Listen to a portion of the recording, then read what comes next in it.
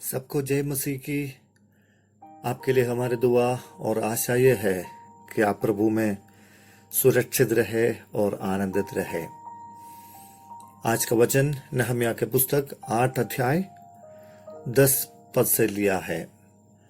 प्रभु का आनंद हमारी सामर्थ है। यहोवा का आनंद तुम्हारा दृढ़ गढ़ है। यह वचन आज से लगभग 2500 साल पहले नहम्याह ने अपने लोगों से कहा था। मनुष्य हमेशा आनंद देने वाले वस्तुओं की खोज में रहता है। दुनिया का आनंद क्षण भर के लिए होता है, लेकिन उसके बाद के खोखलेपन को वो आनंद से भर नहीं सकता है। कोई खेल प्रतियोगिता में आनंद उठाते हैं, तो कोई गाने में, किसी को सफर करने में पसंद है, किसी को दूसरों को मदद करने में आनंद है, किसी को अपने लोगों से या रिश्तेदारों से मिलने में आनंद आता है। हमारे मन में हमेशा अनुभव करने वाला आनंद है प्रभु से मिलने वाला आनंद। दुनिया और दुनिया के काम हमारे शांति और उत्साह को छीनने के लिए तैयार खड़े हैं।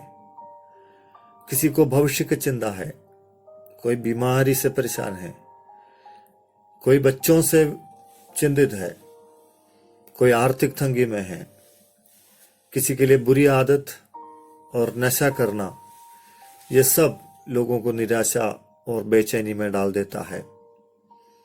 आज की दुनिया सबको आनंद का मोह दिलाती है, चाहे वो बच्चा हो या युवा हो या वयस्क। प्रत्येक को भरमाने के लिए सबके पसंद के अनुसार संसाधन लेकर दुनिया तैयार है। लेकिन यूहन्ना अपनी पहली पत्री में यह लिखा है, संसार और उसकी अभिलाषाएं दोनों मिट जाती है, पर जो परमेश्वर की इच्छा पर चलता है वो सर्वदा बना रहेगा। पहला यूहन्ना 2 अध्याय 17 कलम। परमेश्वर से दूर होने के कारण बंधुआई में वर्षों तक रहने वाले लोग वापस अपने देश में आकर परमेश्वर की ओर मन लगाकर उसके मार्ग की खोज करते हैं। यरूशलेम शहर की टूटी हुई अवस्था को पुनर्निर्माण करने के बाद जब लोग प्रभु का वचन और व्यवस्था पढ़कर सुना, तो एक दूसरे को देखा, परमेश्वर का प्रेम और सुरक्षा को अनुभव किया, तब वहां जितने भी यहूदिया इकट्ठे होते थे वो सब रोने लगे। तब नहम्याह ने लोगों से कहते हैं, परमेश्वर हमें अपने प्रेम और अनुग्रह से वापस लेकर आया। अब यहोवा में आनंद करने का समय है,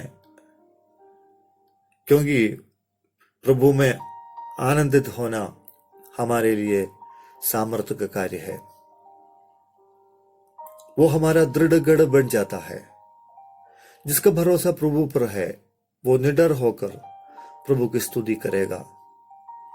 प्रभु में अपने जीवन का आनंद पाना और प्रभु के हर कार्य में खुश रहना सबसे उत्तम बात होती है। अगर हमारा आनंद का स्रोत प्रभु से जुड़ा रहता है, तभी हम प्रभु के चरण में आनंद कर सकते हैं। तो वे लोग प्रभु से सामर्थ पाएंगे। प्रभु की प्रसन्नता में हमारी सुरक्षा और बल है।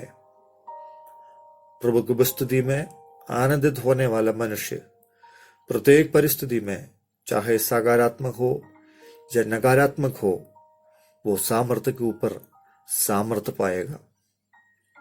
और वो सामर्थ्य दुनिया के किसी भी वस्तु उनसे छीन नहीं सकती। उनको पिता परमेश्वर अपने दिल से जोड़ कर रखता है, वो कभी नहीं डगमगाएगा।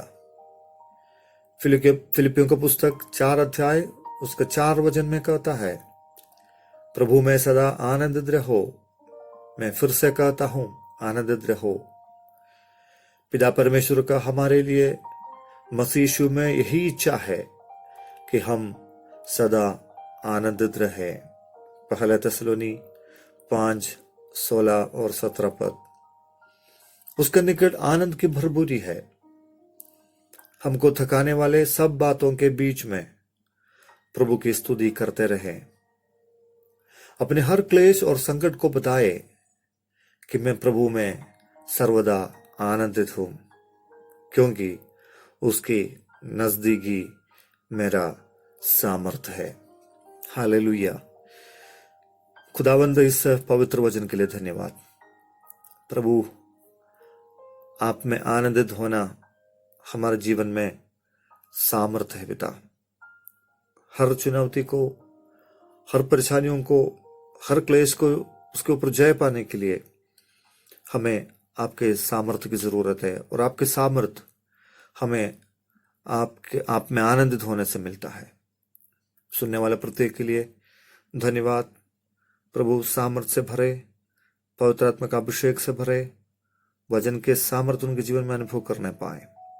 प्रभु में आनंदित होने के लिए, प्रभु उस आनंद में उस सामर्थ्य को पाकर जिंदगी को आगे बढ़ाने के लिए सबको सहायता कर। प्रार्थना यीशु नासरी के नाम से मांगते हैं, आमीन।